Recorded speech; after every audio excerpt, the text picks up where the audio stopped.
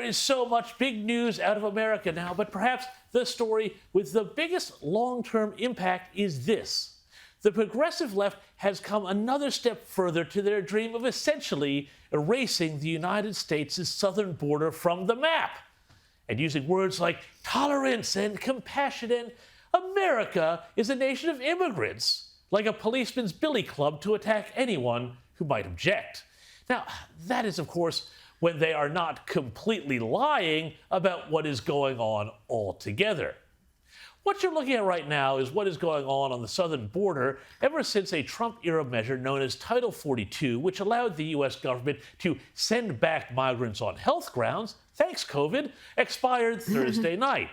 Now, that footage courtesy there of Fox News LA's Bill Malugin and his drone team.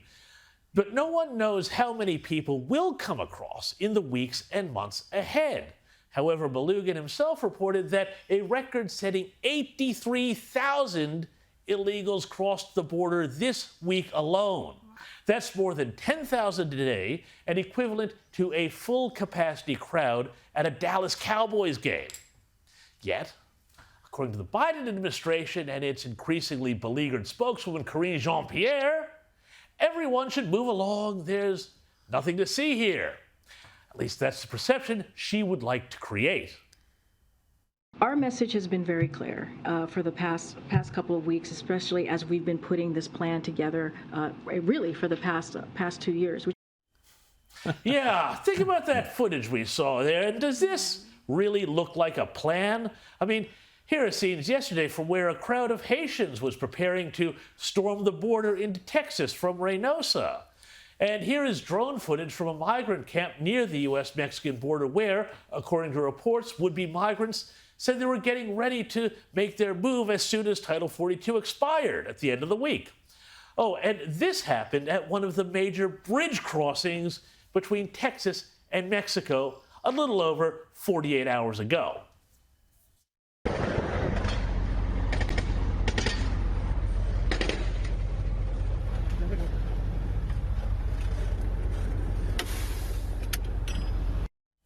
Yes, that was some video footage from a firefight between Mexican troops and drug cartels just on the Mexican side of the border. And exactly the sort of thing that a strong border is supposed to keep out of the United States. Meanwhile, on the U.S. side of things, migrants are whispering the magic word asylum and being released into the country, often never to be seen again. These scenes are in Brownsville, Texas, where a mass release had just taken place. At least they were taking place until a federal judge put a temporary halt to the plan to release virtually all comers into the community. And if you want to understand how this really is chaos by design, just have a listen to what Karine Jean-Pierre said when she was asked about the ruling. Let me just say on the ruling that you just laid out to me. So, look, the way we see that, it's sabotage. It's pure and simple. That's how that reads to us. Yes, it's not the Biden administration letting Title 42 lapse. That is sabotage. It's a judge trying to restore order. Tell me how that works. Meanwhile, Border Secretary Alejandro Mayorkas, the comical Ali of immigration, insists everything is going according to, yes, the plan. We have said all along that this period of transition from using a public health authority to our traditional immigration authorities is going to be tough. It's going to be challenging. But we have a plan. We've been executing on our plan. It will take time, but we have confidence that our plan will work. They've got a plan. Did you hear the man? Yes, it's all a part of the plan. Now, the ironic thing is that all these migrants are landing now, once they get across the border, in Democrat communities, big cities, and they're not happy there. Have a look at what people are saying on the south side of Chicago, which voted a whopping 97% for Biden in 2020.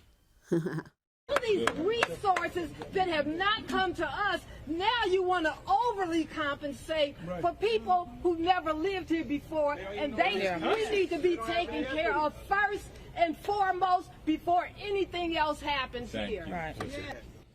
Why would any leader put our black communities already riddled with crime at further risk by placing unvetted non-taxpayers steps away from our seniors, our children, and our homes we've worked so hard on our own to secure. How long before CNN calls that guy a white nationalist? Meanwhile, in New York, where the Democrat mayor who once declared the Big Apple a sanctuary city has now come under so much stress that it is now giving migrants bus tickets to Canada, well, now instead, homeless vets are being turfed from their accommodation to make way for the surge from the border. Let's give the last word on all this to former and possible future President Donald Trump, who had a thing or two to say about this travesty at a CNN town hall earlier this week.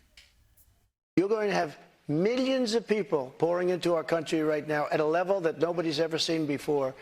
These people are sick. Anybody that wants this to happen to our country, they're destroying our country, and this should not be allowed to happen. How they're not going to do a version of Title 42 or my Title 42, which was tough.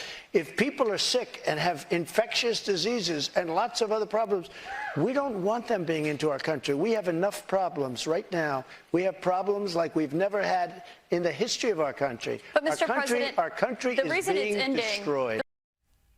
Pretty hard to argue with that.